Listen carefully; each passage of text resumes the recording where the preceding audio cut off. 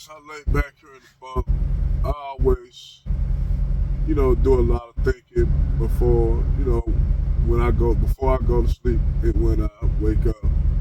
Periodically I would wake up out my sleep, not cause of a dream or a nightmare or anything like that.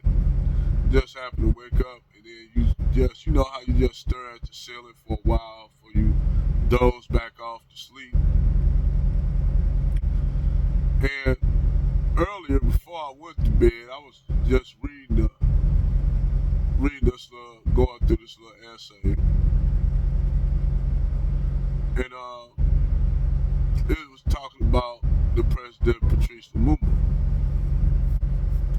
and other people that was in the African continent, presidents and private leaders out of Africa, the Middle East, and Latin America.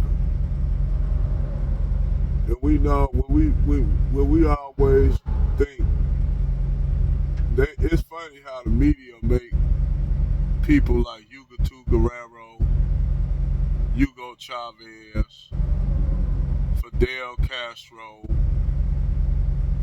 Gaddafi, Saddam Hussein, Ayatollah Khomeini, Mao Zedong, even though he died, went kind of crazy the older he got. Pol Pot, Idi Amin,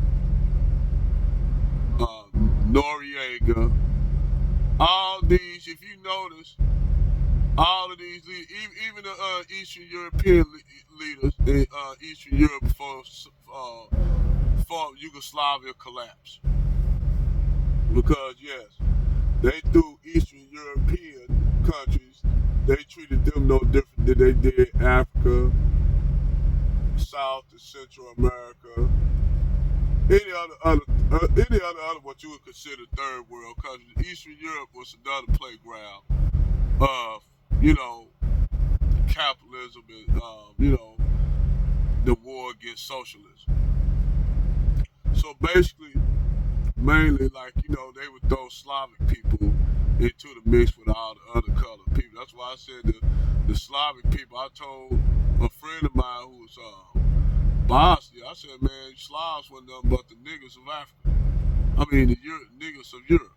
And he said, now that you think about it, he said, yeah, we were. I said Slavs were basically, that's where the word slave come from, Slavic. They used to enslave a lot of the Slavic people. The Turks, the Arabs, when they used to run into the Slavic people, the Slavs were sold by the Turks and the Mongols down into what? India. A lot of Slavic people were sold down into India to what? The Middle East, where they'll have the women. The women will be, the Slavic women will be harem girls and shit. That's where you got a lot of your Ottoman Turkic sultans from, because a lot of the Turks were intermarrying with the Slavic women going into Eastern Europe. But a lot of Slavic people ended up in places like Africa and stuff. That were made up the Maghreb. That were made up pretty much the Maghreb. But other than that, when you back to the subject, I got a little bit off, talk about a little history. But before you look at all these leaders that I mentioned, if you put if you really think about all these people the CIA got rid of and helped kill or take out. For instance, I don't know, when I was a kid, when you had the invasion of Panama. The invasion of Panama was another situation. And then around that time, you had the invasion of Grenada. Like a year later, you had the invasion of Grenada, where they said some college students were in Grenada, was overran by Cubans, or those who will support Cuba. And then the United States went over there and did some shit over there just to free some students. But we all know it was a bigger thing going on other than some students at the University of Columbia. in on the island of Grenada. So it was a lot of stuff going on that the CIA was involved in, especially here. You know, you had around that time you had the Sandinista War between the Sandinista rebels and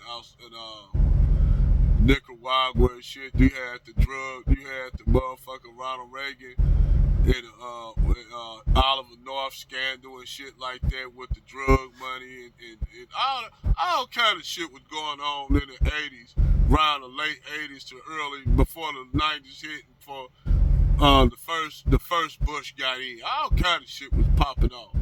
But, you know, when you go back and look at this shit, the CIA was involved in a lot of shit, them and British intelligence. Because British intelligence CIA work hand in hand with one another. They basically work hand in hand. So what they did was they go and destabilize countries.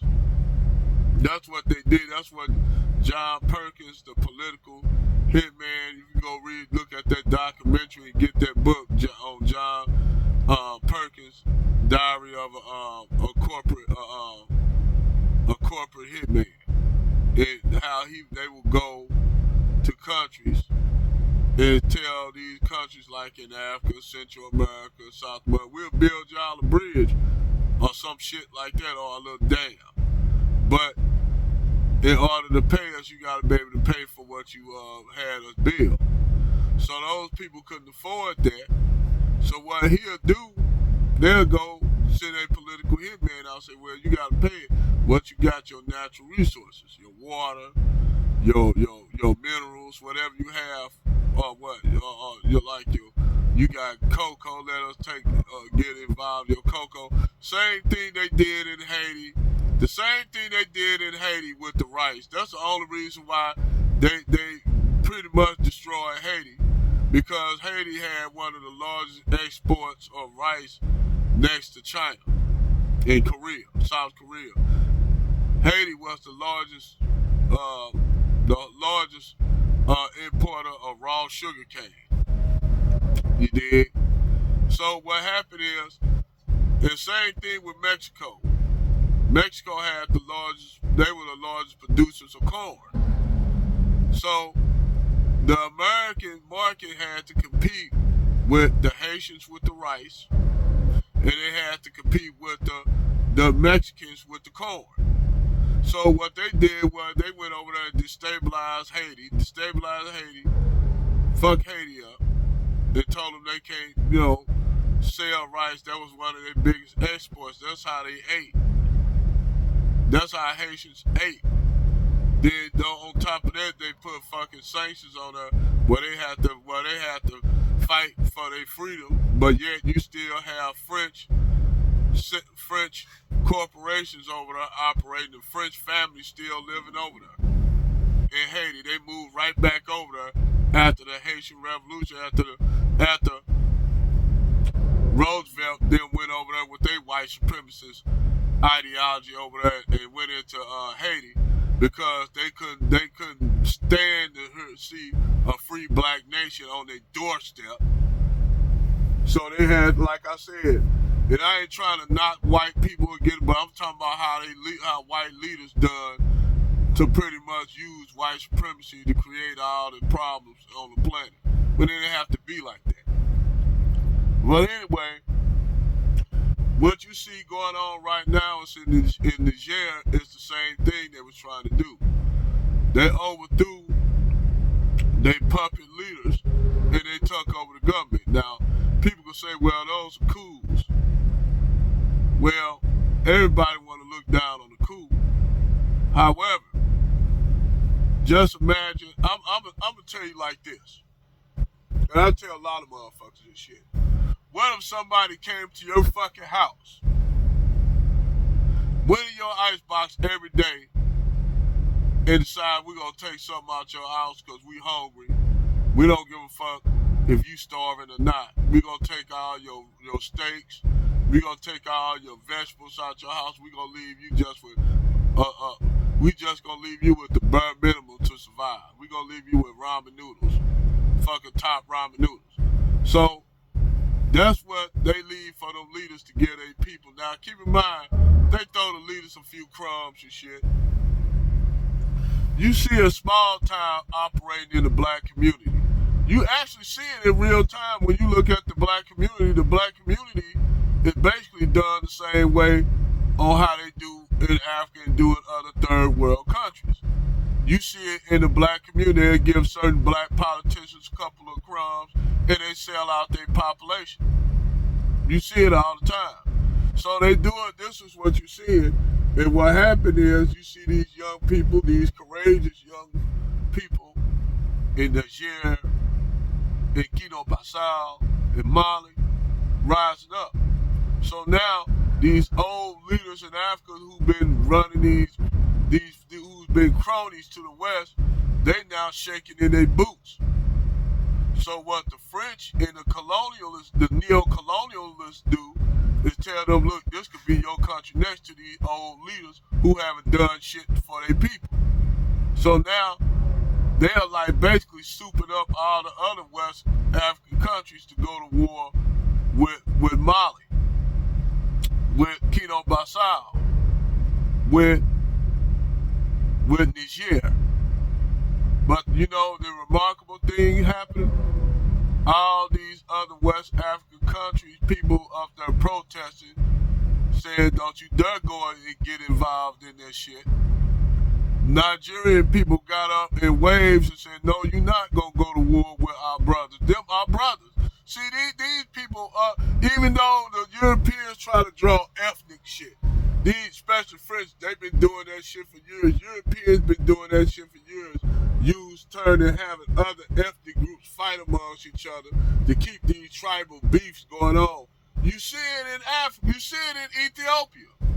I said, you don't know, everybody just think these Amaras and all these, the Tigrids, all these people in Ethiopia, they different tribal people, and they just think all of a sudden these people know. Certain people are getting pulled the strings by European powers. See, with Ethiopia, even though they invaded, Ethiopia never had no colonialist power. A lot of people don't know it was Ethiopia. If they wanted to take Ethiopia, they could have.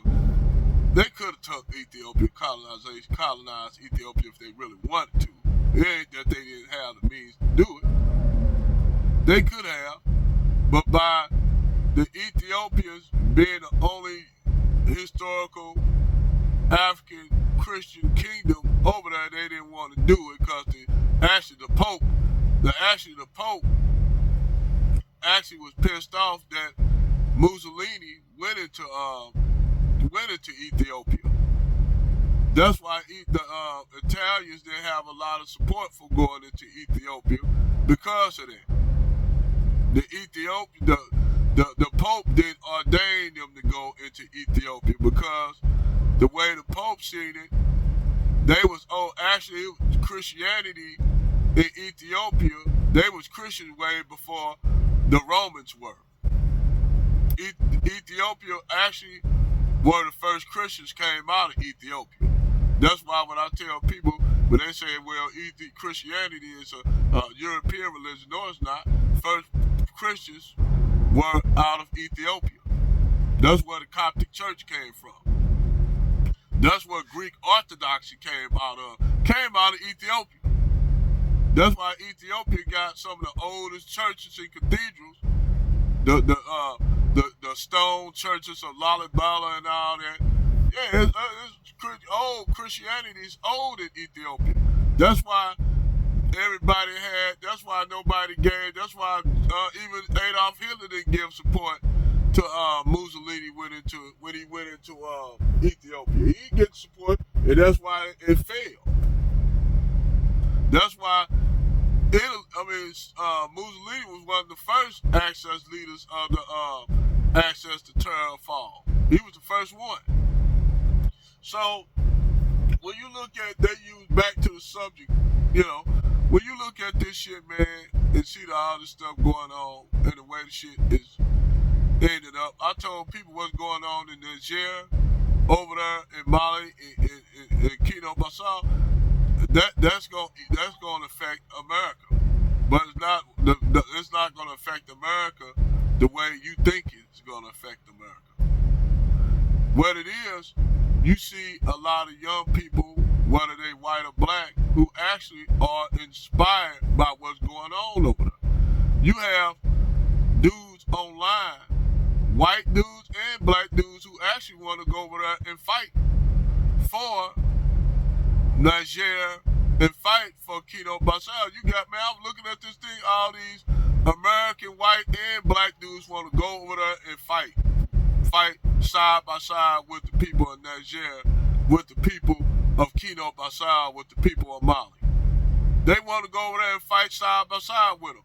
And the CIA, I know the CIA see this shit, but the CIA, the United States military, having a problem with getting people to sign up re-enlist in the military, because re-enlistment has dropped considerably in the United States. You don't have a lot of people signing up to get in the military, because people like, what the fuck I'm gonna fight for? Fuck I'm gonna go over and fight for a government when y'all, our people, Americans, are over here damn near. We starting to turn into the third world countries that we neo-colonialized. We're turning to that. It don't have to be this way, but due to the fact that our politicians on the liberal and conservative side are both in bed with these big major corporations, they telling you to fuck. They's telling everybody to fuck y'all. See, now you can't use this whole conservative and liberal thing no more, because they are both, like Malcolm X, Neely Fuller said, they are both flip sides of the same goddamn coin. That's why when you got these niggas up here, I said, just take Larry Elders, and when he did that shit on the Breakfast Club, I could have easily dismantled Larry Elders. I could have easily dismantled him on a lot of talking points. I could have easily destroyed this dude, Larry Elders. Yes, and I ain't even a college student, but due to the fact, the shit that I look up and research, I could have easily destroyed his argument, and he a conservative. Just like I could easily destroy Joy Reid's, what's it, Roly Poly Martin, or any of these liberal niggas. Now, I ain't gonna lie. I would love to see a debate between Larry Elders and homeboy, that's running for president. I can't think of his name. It'll come to me. But the old dude with the glasses with the gray hair, y'all know I can't think of his name right now. It'll come to me when I'm done with this video. But Americans see this country slip into shit. And see, the thing is, you have all these shootings and shit, these white nationalist shootings and shit, which I will keep it real. I think all these dudes are fucking, I think these guys are Manchurian candidates. I think the kid that shot the Buffalo grocery store, I think he was a fucking, I think that kid was programmed to do that. And how I know this kid was programmed to do that, why did this dude have contact with a fucking CIA, retired CIA agent, quote unquote, retired CIA agent. Think about it. That kid was a Manchurian candidate. Just like the dude that shot up the theater, that movie theater in Golden, Colorado, just like that dude shot up that concert down in Vegas a couple years ago. These people are Manchurian candidates. I don't put nothing past the U.S. government, because the U.S. government, they so damn bad, they can't get nobody to fill the ranks of their military. So when this government collapsed, when the financial collapse happened in 2024, they ain't gonna have enough military boots on the ground to quell all the problems. The police gonna be overwhelmed. Watch what I tell you. The police gonna be overwhelmed when this shit go down in 2024. I'm telling you, the shit gonna fall apart. They trying to book. They're trying to glue shit together, trying to do all the shit that Biden fucked up. Because Biden was put in, believe me, Biden was put in to do the shit that he's doing. Don't think this motherfucker just some naive old guy. He know what the fuck he's doing. He's acting like that. It's fucking, the shit you all seeing right now is kabuki. You're seeing theater. Fucking kabuki. And what they doing is, they keeping everyone's mind off the real shit that's going on in this country. They keep you all bogged down. And I see the shit. I had to wake up to the shit. They keep you bogged down in this fucking gender war bullshit. They keep you bogged down in this racism and shit with these shootings. Say, oh, well, these got a racial slant. Have black people and white people at each other's throat. Then they dropped the government dropped all these immigrants in areas that are already impoverished. So you drop another impoverished people from somewhere else that you don't know their background. So you give them little aid and shit like that, but you can't give the people that done aid that's been asking for it. So now you creating resentment amongst all these people. You're creating a whole group of poor black people gonna be at the throats of poor Latin people who they bringing over. Y'all don't see the shit that's going on, the shit that they doing? This is shit by design. They trying to keep your ass off the real pie. They want you to be bogged down in this gender war shit, this racial, all these isms. They want you to be bogged down in this shit. And I came to the fucking epiphany. I had to pick up the goddamn sword of Thundera and ask that fucking sword to give me sight beyond sight. And oh, did I see a lot. Because what I'm seeing right now that's playing off,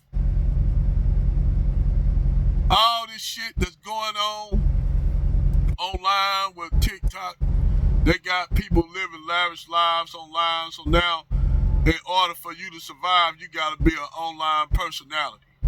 Not that you get out here and get you work hard and bust your ass. You got to be a personality to get online now and make shitload of money, just as much money as a celebrity. But see, what people ain't telling you, all this shit is kabuki. This shit is kabuki. And eventually, though, that house of cards that they're building, eventually it's going to fall apart. They're going to have to put that shit together. How much fucking super glue and gorilla glue can you keep on putting on this shit before the shit falls apart? See, gorilla glue and super glue is a cohesive. But eventually, even that wears away. So, the shit that's going on, what you see is going on, man. Now, I'm just not even talking about locally, just local politics. I'm talking about just fucking nationally and globally. I mean, shit just falling apart. But I think it's something greater. I think it's something greater get ready to happen. I don't know what it is. I don't know whether it's gonna be a fucking super solar flare or what, pole reversal. Who knows what's gonna fucking happen? You know, you got now UFOs. You know, which I told people, I ain't saying that you know, the United States been having contact with civilization out here in outer space for years. They ain't nothing new. Yeah, they've been actually the United States, whether you want to know or not. That movie Stargate and all that shit, Star Wars and Star Trek, that shit real. That shit is real. That shit ain't fake. They throwing that shit out there now to try to throw shade off their ass. So now they want to tell you now that UFOs exist, aliens do exist. Yes, they do. United States own other planets and shit. It's motherfuckers that own big planet solar systems and shit. Yeah, Bill Carson right about that. But right now, everybody's so focused on trying to survive and eat that nobody don't care about that. Because when you got people that's hungry, they're trying to find out how they're going to make it day to day. Oh yeah, we've been in contact with aliens for a long time. Well, look, we don't give a fuck about that, man. I'm trying to figure out a way how I'm gonna get to work tomorrow and feed my kids. So people don't even give a fuck about that now. They can come out and you a fucking big ass ship can just come in and land right down spaceship land. Ain't no American gonna trip off the shit. But that's my rain in the dark. I'm gonna take my ass back. So I gotta get up and start driving. I gotta be down in Lilith Springs, Georgia, around 1800. So talk to you guys later. Over and out.